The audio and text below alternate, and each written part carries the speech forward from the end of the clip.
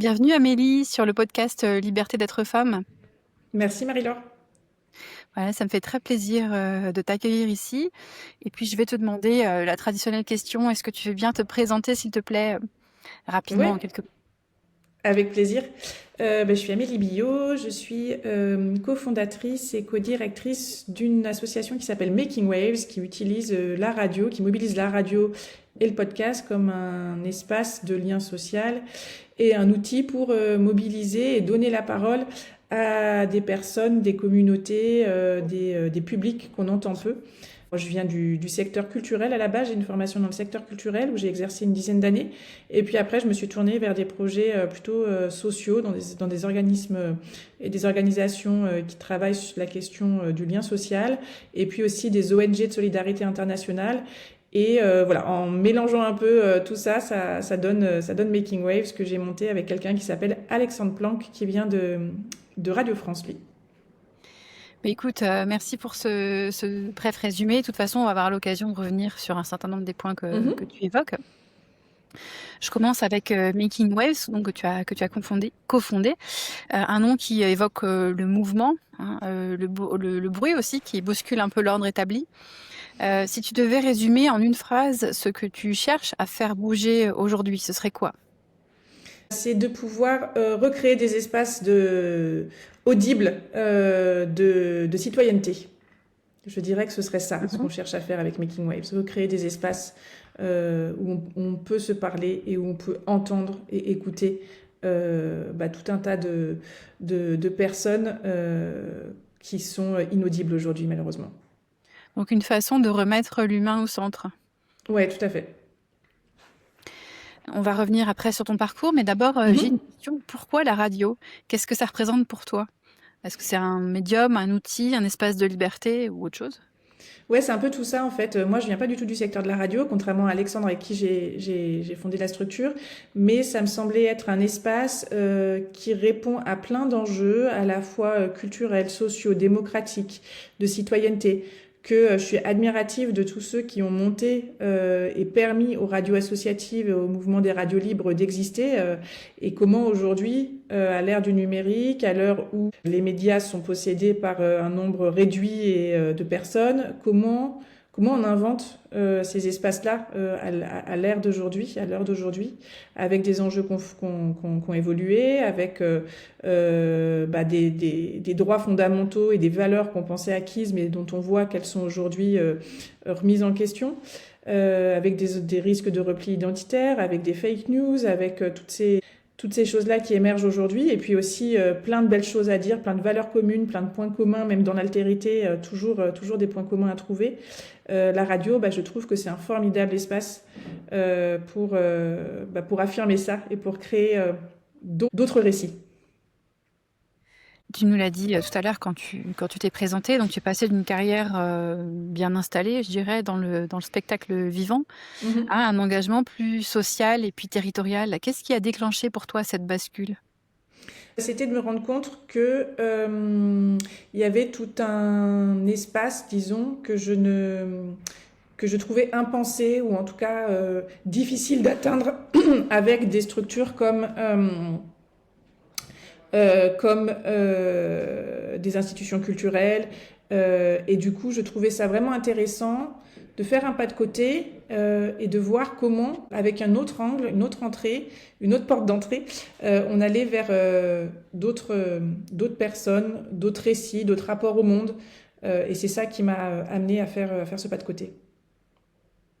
Et à cette occasion, qu'est-ce que ça t'a permis de découvrir sur toi-même? Ça m'a permis de découvrir que le lien social, c'est quelque chose qui est fondamental et que je trouve en tout cas absolument insupportable au sens premier du terme. Je refuse de supporter une société où le droit à la parole n'est pas le même pour tous et que c'est un élément fondamental d'une démocratie, un homme, une voix. Sauf que il y a plein de personnes à la place de qui on parle et je trouve ça absolument insupportable. Ça m'a permis de prendre conscience de ça et que c'était quelque chose sur lequel je souhaitais m'engager et que là encore la radio, c'était un formidable une formidable métaphore de ce qu'est une démocratie, ou en tout cas un formidable outil pour servir ces enjeux-là. La radio, et puis c'est vrai, le podcast aussi. Enfin, je sais que vous êtes actif dans ce domaine-là aussi. Mhm.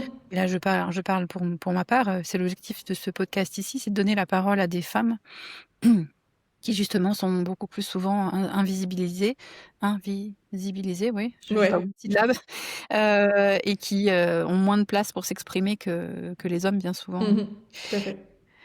Donc tu dis que la culture, c'est un levier d'insertion. Est-ce que tu Absolument. as un exemple concret à partager, ou l'art, ou bien la parole a transformé une personne ou un groupe? Bah, nous, on est une structure d'insertion par l'activité économique, c'est-à-dire qu'on est un atelier chantier insertion. On a une dizaine de nos collègues qui sont en contrat d'insertion. Et on voit à chaque fois, que ce soit avec l'arrivée de nouveaux collègues ou dans les ateliers qu'on peut faire avec des jeunes ou avec tout un tas de publics, qu'à chaque fois qu'on passe à une personne la possibilité de s'exprimer, un micro, qu'on écoute l'expression de son imaginaire, l'expression de sa culture, l'expression de sa langue quand elle n'est pas, quand elle a la chance de pouvoir parler plusieurs langues. À chaque fois, il se passe quelque chose, et que la culture, dans ce sens-là, c'est un formidable vecteur de lien social et un formidable espace de rencontre en fait. Et c'est ça qui est, ça va dépasser les frontières ou les clivages ou les limites, parce que d'un coup ça va faire appel à l'imaginaire, et que d'un coup ça va actionner l'humanité en fait, la part humaine de chacun d'entre nous. Et ça, c'est quelque chose qu'on constate à chaque fois. Tu l'observes concrètement, et Ouais, j'imagine que ça doit être assez touchant et émouvant de voir ça. absolument, tout à fait. Est-ce que tu peux nous raconter la genèse de Making Waves, comment s'est faite la rencontre avec Alexandre Mhm. Planck, et puis l'idée aussi de la Radio Box? Oui, moi c'était une époque donc où effectivement j'avais quitté les institutions culturelles où j'exerçais, pour me tourner vers des structures d'insertion par l'activité économique, et puis des ONG qui travaillaient sur des enjeux de pluralisme. Et je m'interrogeais sur comment relier la culture et l'insertion, parce que ça me semblait vraiment intéressant d'imaginer des passerelles entre ces mondes-là, avec celui de la solidarité internationale aussi. Et il se trouve que Alexandre, lui, à l'époque, était à France Culture, où il produisait ce qu'on appelle des productions élaborées, donc des documentaires, des fictions radiophoniques, des émissions, tout un tas de propositions et de créations. Et lui-même se posait la question de comment rendre la pratique de la radio accessible au plus grand nombre. Et après avoir notamment constaté, en faisant des documentaires dans d'autres pays, en allant tourner des émissions ou des fictions en extérieur, en dehors des studios, qu'à chaque fois, là aussi, quand on met en place un dispositif de prise de parole, et qu'on passe des micros à des personnes, il se passe à chaque fois quelque chose. À chaque fois, il y a une rencontre qui peut exister. Parce qu'on crée une safe place pour se parler, pour se rencontrer, pour s'exprimer, et pour être écouté aussi, et écouter l'autre. Et donc, plusieurs personnes qui nous connaissaient en commun nous ont suggéré de se rencontrer. Ce qu'on a fait avec Alexandre, on a pris un café ensemble, et là, effectivement, on s'est rendu compte qu'il y avait vraiment des points communs dans la vision et dans la volonté de monter un projet, et puis une grande complémentarité dans nos compétences, Alexandre ayant lui l'expertise radiophonique, et moi plutôt l'expertise en termes d'économie sociale et solidaire et d'entrepreneuriat social, on va dire. Et Alexandre avait commencé à plancher sur un projet qui s'appelle la Radio Box, qu'on a développé depuis, qui est l'idée de créer un studio radio mobile qui fonctionne sur batterie et qui permet d'installer des stations de radio n'importe où. Et c'est l'outil qu'on utilise aujourd'hui dans la plupart de nos projets. Et donc à cette époque-là, on s'est dit qu'on allait monter une association. Ça allait être le premier pas pour avoir une structure qui nous permette de pouvoir porter des projets. Ça a été la première étape. C'était en plein juste au moment du Covid. Donc après, on a mis à profit le temps qu'on avait imposé chacun chez soi pour creuser le projet, le réfléchir, écrire les statuts, etc., etc. Et puis, au moment du déconfinement, on a chacun pris la décision de quitter nos postes respectifs pour lancer le projet. C'est comme ça que c'est né. C'est une belle histoire de rencontre. Enfin, Oui. j'aime bien entendre ce genre de choses, comment des opportunités peuvent arriver qui sont complètement Ouais, tout à fait. imprévisibles à l'origine. Cette idée de radio dans une boîte, je trouve ça très intéressant et j'en comprends bien l'intérêt. Et Mhm. comment c'est accessible justement pour... Enfin, est-ce que tu peux nous expliquer concrètement comment ça marche? Alors pas techniquement, mais je veux dire comment les gens peuvent y avoir accès. Ouais, c'est financé comment? Voilà, ça Mhm. m'intéresse d'en savoir un peu plus. Alors donc la Radio Box, effectivement, l'idée c'est qu'on puisse en outiller et en déployer le plus possible auprès de tout un tas d'associations de proximité, de personnes, de structures qui ont envie d'intégrer la pratique radiophonique dans leur projet. Et concrètement, il y a plein de façons différentes de pouvoir avoir accès à une radio box, que ce soit effectivement en ayant des fonds propres qui permettent de... Nous, c'est un outil qu'on vend et qu'on essaie de rendre accessible aussi d'un point de vue économique. Et donc, il y a la possibilité d'en acheter et après de pouvoir développer une antenne radio dans son projet, quoi, dans son établissement, dans son projet. Il y a la possibilité, pour certains qui souhaitent dans un premier temps se familiariser avec l'outil, peut-être avoir d'abord des ateliers avec, que nous on va conduire, qui permettent là aussi de comprendre un peu le fonctionnement et le panel des possibles avec la Radio Box. Et puis on a aussi développé, on est en Seine-Saint-Denis, on a développé ici un projet qui s'appelle la Radiothèque, qui est un peu pensé comme une médiathèque ou une ludothèque où on peut venir emprunter des jeux ou des livres. Ici, c'est de venir emprunter la Radiobox. En prenant sa carte d'adhésion à la radiothèque, une association ou une classe ou tout organisme peut venir emprunter la radiobox et donc pouvoir faire son émission ou sa semaine de stage de radio ou en tout cas tout un tas ou son émission annuelle, ou vouloir essayer l'outil avant de l'acheter. Donc, c'est un moyen aussi de pouvoir avoir accès à cet outil-là. On a aussi des partenaires qui l'ont acquise, et qui sont des têtes de réseau, et qui localement, du coup, la mettent à disposition de leurs adhérents ou de leurs partenaires localement. On a par exemple une structure qui travaille sur l'éducation au numérique avec les promeneurs du net, qui est un dispositif qui existe et qui est soutenu par les CAF localement, et qui permet d'un coup à des personnes, à des éducateurs, de pouvoir utiliser la radio dans le cadre de leur pratique professionnelle de façon régulière en venant emprunter la radiobox auprès du partenaire qui en est équipé de 3 ou 4, je crois, maintenant. Voilà, pour donner un autre exemple. Et par curiosité, elle coûte combien cette radio box? Alors la radiobox, elle coûte 3 500 €, sachant que dans ce prix-là, il y a donc le studio radio mobile, les micros, les casques, enceintes, sacs de transport, tous les câbles évidemment qui vont avec. Et c'est un outil qui a été pensé et conçu, donc qui est développé en fait, qui est produit et distribué par une filiale de l'association. On a monté une filiale. C'est une SASU, Société par Action Simplifiée Unipersonnelle. L'actionnaire unique est l'association. Et la SASU est agréée ESUS, entreprise solidaire d'utilité sociale. Et c'est elle qui produit, et on a pensé vraiment la production avec un enjeu d'une part low-tech, et puis deuxièmement de durabilité, de façon à ce que l'outil ne soit pas quelque chose qui est obsolète, mais qui dure et qui permette de s'inscrire dans la durée, et vraiment dans un projet qui se déploie dans le temps. Et vous avez réussi vous arrivez à le fabriquer en France? Alors, il y a certaines pièces qui sont produites en Chine parce que les compétences, malheureusement, sont accessibles, sont concentrées en Chine. Mais aujourd'hui, on a l'assemblage qui est en France, dans notre atelier de production. Et là, on est en train de développer une nouvelle version de la Radiobox qui permettra de réduire le temps d'assemblage, justement, et d'être en capacité de pouvoir en produire plus et donc de pouvoir en distribuer plus encore en France et dans le monde. Aujourd'hui, on a 130 qui sont déployés en France et dans le monde. Et notre objectif, c'est qu'on puisse outiller encore plus largement et créer ensuite un réseau d'utilisateurs de cet outil-là et de personnes qui sont investies de valeurs et d'enjeux proches de ceux de Making Waves pour faire du co-développement aussi et apprendre à construire ensemble des projets radio. Vous avez 3 pôles aujourd'hui chez Making Waves, ONG et Solidarité Internationale, studio de création, inclusion. Comment est-ce que tu parviens à garder un fil conducteur entre ces univers? Alors le fil conducteur, il va toujours être d'abord la radio et deuxièmement l'enjeu d'utilité sociale de ce qu'on fait.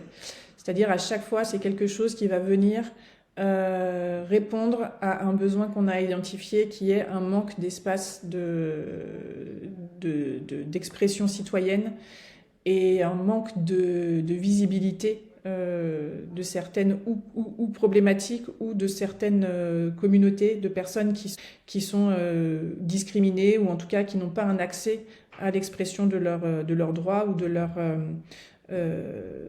leur citoyenneté tout simplement.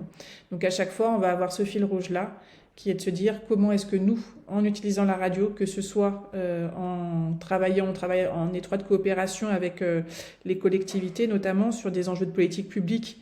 Et à chaque fois, ça va être mis au service d'une politique publique de jeunesse, d'éducation, de culture, de solidarité internationale, d'aménagement du territoire. C'est à chaque fois comment on va recréer un espace et un dispositif qui vient rassembler et mettre autour d'une table et de micros des bénéficiaires et des décideurs d'une politique publique, par exemple, pour parler ensemble et co-construire et être audible. Oui, tu utilises le mot audible, ça me permet de rebondir sur la question suivante. Alors, on est sur le podcast Liberté d'être femme, donc je vais quand même aller poser mes questions traditionnelles sur Ouais, bien ce sûr. sujet-là. Donc, tu travailles avec des groupes donc, qui sont souvent invisibilisés. Hein. Oui, j'ai vraiment du mal aujourd'hui avec ce mot-là.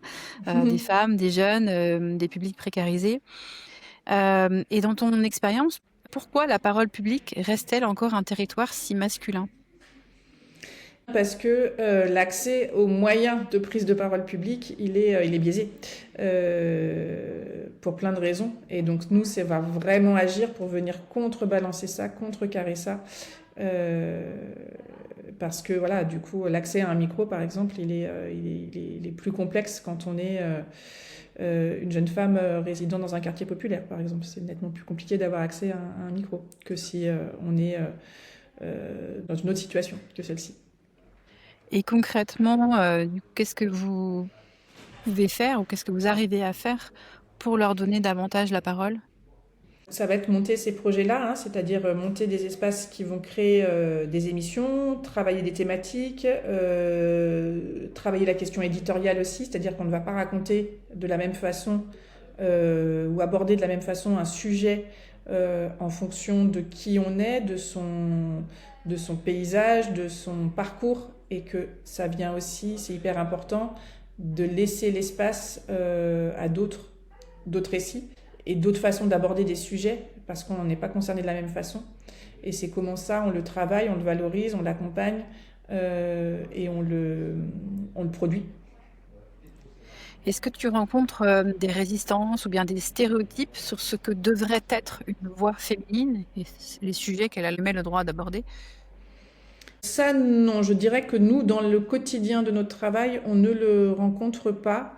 Par contre, ce qu'on peut rencontrer, c'est que ça nous arrive de travailler avec des structures qui accompagnent des femmes qui ont été en grande vulnérabilité et que elles-mêmes, par contre, ont vraiment besoin d'être accompagnées, d'être réparées sur la légitimité à prendre la parole, à s'exprimer, à affirmer une pensée, à poser des questions, à être fière de son parcours, à être fière de son accent. Et ça, nous, on le travaille. Et on a mis en place tout un tas d'ateliers où on va faire, par exemple, un audio-portrait. Comment on fait le portrait de son parcours, qu'on en est fier, qu'on ose s'affirmer. Donc sur la question de la prise de parole, de l'estime de soi, de la confiance en soi, de la légitimité, c'est quelque chose qu'on rencontre dans des ateliers qu'on peut faire et sur lequel on va travailler. Et la radio, pour ça aussi, c'est un formidable outil. On voit à chaque fois le pouvoir magique que peut avoir un micro. D'un coup, j'ai le droit de parler, je suis écoutée, ma parole, elle compte, mon avis est important. Et ça, c'est des choses qui sont extrêmement réparatrices et qu'on peut effectivement constater dans bon nombre d'ateliers. Il y a une femme en particulier à laquelle tu penses qui t'aurait particulièrement marqué ? Il y en a plusieurs, mais c'est vrai que des femmes qui à un moment donné,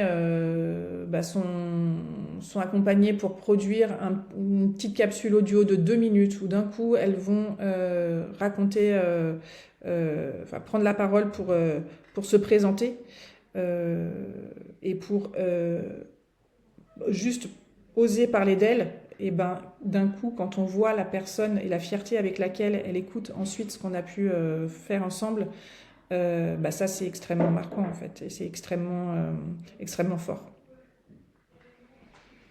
Et toi, en tant que femme, dans cet univers-là, comment est-ce que tu le vis? Alors déjà, en tant que femme, on verra en tant que maman après, on aborderait ces questions après, mais déjà, voilà, en tant que femme dans cet univers, comment ça se passe? C'est plutôt féminin, masculin? Fais comme tu dis. Dans le secteur associatif, on va dire que il y a beaucoup de femmes parce qu'on est dans l'univers du care, dans l'univers de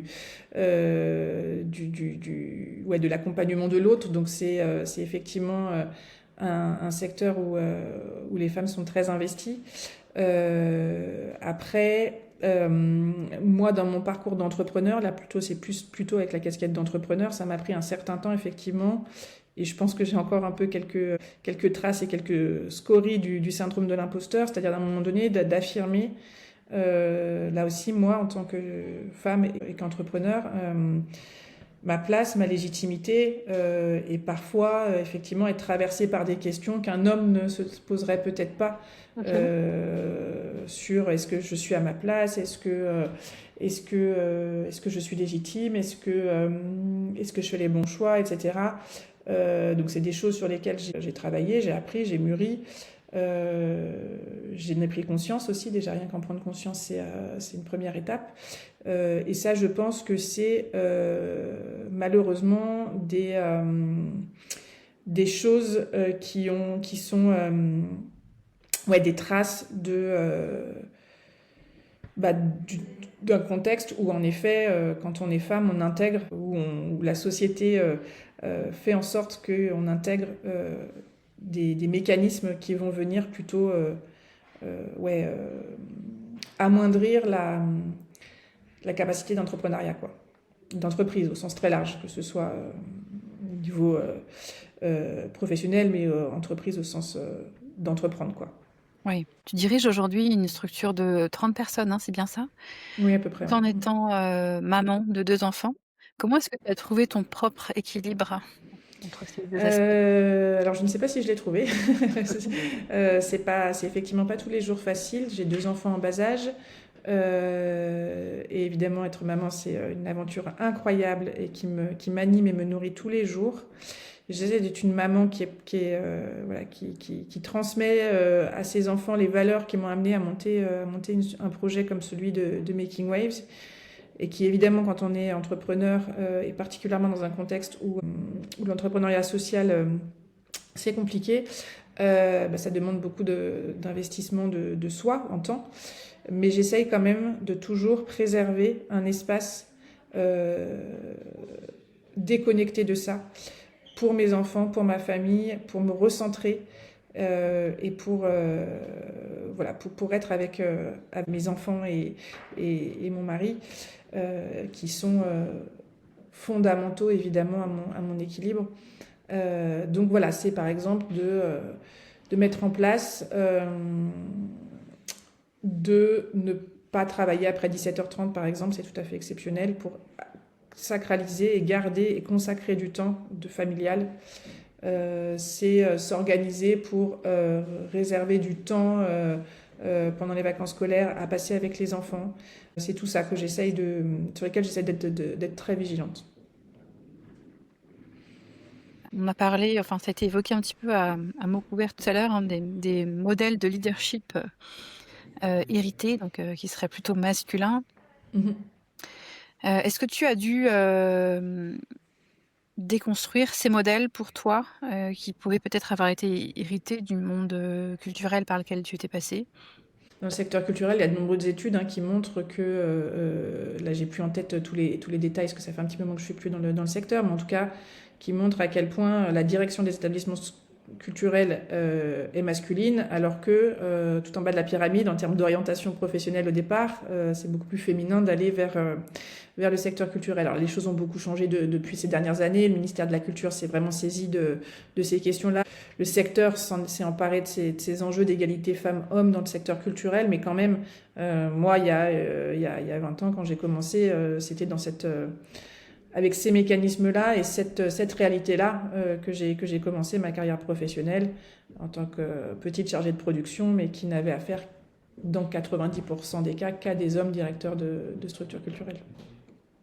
Donc forcément, on intègre certaines choses inconsciemment, et après, il faut les déconstruire. Et comment tu as fait pour déconstruire ça?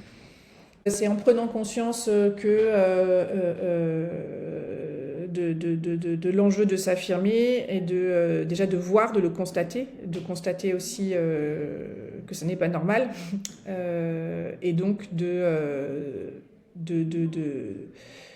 d'avoir en tête en permanence et d'identifier des situations où peut-être comme ça des billets peuvent se remettre parce qu'on a grandi là-dedans, on a baigné dans cette situation-là, pour à chaque fois être en alerte, enfin identifier un moment où un billet se repositionne et essayer de le contrecarrer en ayant conscience. Et puis j'ai eu la chance aussi de rencontrer dans mon parcours professionnel des personnes qui m'ont aidé à affirmer ma légitimité et d'affirmer mon leadership, ou en tout cas ma volonté d'entreprendre et d'y aller, quoi, et de pas avoir peur de ce qu'il y avait en moi et d'y aller, et que j'étais légitime à le faire, quoi. Plutôt en mode mentoring, ou bien tu t'es fait accompagner aussi peut-être par des coachs ou autres? C'était plutôt, alors c'était à la fois par des rencontres et des personnes qui m'ont, dans ma carrière, plutôt dans le secteur culturel, qui m'ont amené à aller vite vers des postes de responsabilité pour justement affirmer et monter en responsabilité, et donc en capacité à dépasser des freins que je pouvais me mettre toute seule, ce qui n'était pas forcément simple, mais ça a été évidemment très, très formateur. Et puis ensuite, du coup, ça a été d'être dans la dynamique de porteur de projet. Donc là, c'est quelque chose qui dépasse, en fait. C'est-à-dire que le projet et l'enjeu est tellement fort que ça va dépasser intrinsèquement des freins ou des barrières. Au moins, en tout cas, au démarrage du projet de Making Waves, il y avait tout à faire, où ce qu'on faisait n'existait nulle part. Donc il fallait convaincre tout le monde de nous suivre, de filer une subvention pour démarrer. Ça, c'était quelque chose qui demandait d'être extrêmement convaincant, et là effectivement c'était quelque chose qui était là, quoi, qu'il fallait absolument porter pour que le projet puisse se naître. Et ensuite, la structure grossissant et en étant de plus en plus repérée, etc., ça a nécessité pour moi quand même, en effet, de travailler, et ça je l'ai fait dans le cadre d'accompagnement de fondation, avec des mentors, en effet, qui aident à affirmer la posture de dirigeant et le leadership, quoi, là aussi, de l'identifier, de l'affirmer dans le sens où j'en prends conscience et je l'assume. Ouais, c'est ça, c'est vraiment ça, l'assumer. Et puis après, comprendre quelle est ma façon de porter cette chose-là et de l'incarner. Oui, j'imagine que c'est pas la partie la plus facile. Et vous avez justement mené une levée de fonds, ou peut-être qu'elle est encore en cours? Ouais. Ouais. Pour pouvoir vous déployer. Comment tu vis ces moments-là, en fait, et peut-être en tant que femme, je ne sais pas si ça change quelque chose par rapport à ton on va dire, associé? Avec Alexandre, ouais. Avec Alexandre, ça se passe? Alors, c'est vrai que du coup, il se trouve qu'on est un homme et une femme qui portons ce projet-là, la co-direction. Le fait que, alors effectivement, comment dire, on a toujours été dans un rapport d'égal à égal avec Alexandre, et Alexandre, pour le coup, c'est quelqu'un effectivement qui est très très sensible à l'enjeu, là aussi, d'affirmer le fait que je suis une femme et que je suis à la co-direction avec lui, et qu'en termes de responsabilité ou de partage de la prise de décision, elle est d'égal à égal entre nous deux. Il n'y a pas, il y a absolument pas de de situations où d'un coup, parce que ce serait un homme, il y aurait tendance à considérer qu'il aurait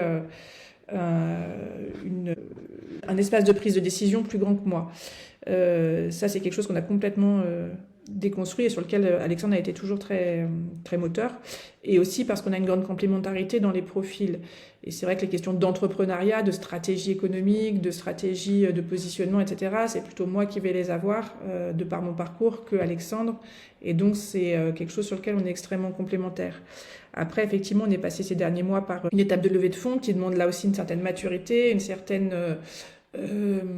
des exercices de style comme pitcher un projet, parler à des investisseurs, les convaincre d'y aller alors qu'on est dans un contexte qui est pas simple. Donc ça demande en effet de travailler sur soi et d'être en capacité d'exprimer quelque chose et de dépasser peut-être là aussi des biais ou des traces qui peuvent rester d'aisance et de parfois encore avoir des espaces de doute. Même si le doute, c'est aussi évidemment une force immense. Hein. C'est aussi affirmer et défendre que d'être quelqu'un de sensible, d'être quelqu'un qui doute, d'être quelqu'un qui est toujours dans le care, etc. C'est aussi autant de force et autant de façons d'habiter un leadership. Et c'est ça, du coup, que j'ai travaillé et qui me permet aujourd'hui, et puis après c'est de l'entraînement, hein, je veux dire quand ça fait plusieurs fois qu'on présente son projet, qu'on va chercher des gens pour les convaincre de nous suivre, etc. Bon, après évidemment on prend une certaine aisance aussi, c'est tout simplement de l'entraînement comme un sportif de haut niveau, comme voilà c'est l'entraînement aussi qui fait qu'à un moment donné voilà on le fait mieux et puis on trébuche plus et puis on y arrive. Et voilà, ça c'est des choses qui ont été travaillées ces derniers temps pas mal de mon côté. Et je pense qu'aujourd'hui, non seulement je ne me sens pas en situation d'infériorité, ou en tout cas ce n'est pas quelque chose que je crois que j'ai réussi à dépasser les freins ou les biais femmes dans un monde qui peut parfois être dominé par les hommes, mais j'en fais aussi quelque chose d'une force et comme quelque chose sur lequel je souhaite aussi me mobiliser et affirmer que je suis une femme, je suis une maman, je suis une chef d'entreprise et j'ai toute ma place avec toutes ces casquettes.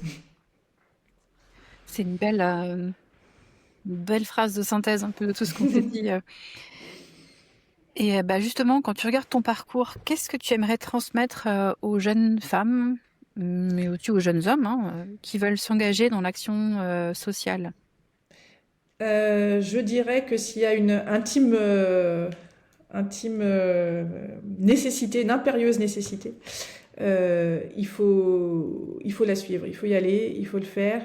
Je crois que dans le monde dans lequel on vit aujourd'hui, malheureusement, vraiment malheureusement, il y a tout un tas de valeurs qu'on croyait acquises, qui sont en train d'être attaquées, on voit arriver des signaux qui sont quand même vraiment pas bons, mais qu'à côté de ça, il y a la possibilité et l'enjeu de défendre un autre. Il y a plusieurs chemins possibles, il y a un autre chemin. Il y a l'itinéraire bis qui est possible, et c'est celui-là qu'il faut aussi affirmer, défendre, et sur lequel un chemin sur lequel s'engager vraiment au sens propre. Et donc si quelqu'un a cette aspiration-là, il faut y aller, quoi. Il faut ne pas hésiter et au moins aller dans la démarche d'essayer.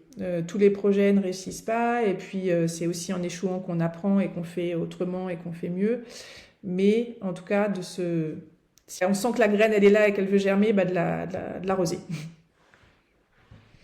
Et une petite question finale, qu'est-ce que ça veut dire pour toi aujourd'hui être libre d'être femme? Ça veut dire que c'est être soi, être pleinement soi. Merci pour cette belle parole de conclusion, Amélie. Merci à toi. D'avoir entendu ta vision du leadership dans un secteur un peu particulier. Merci beaucoup pour l'invitation, Marie-Laure.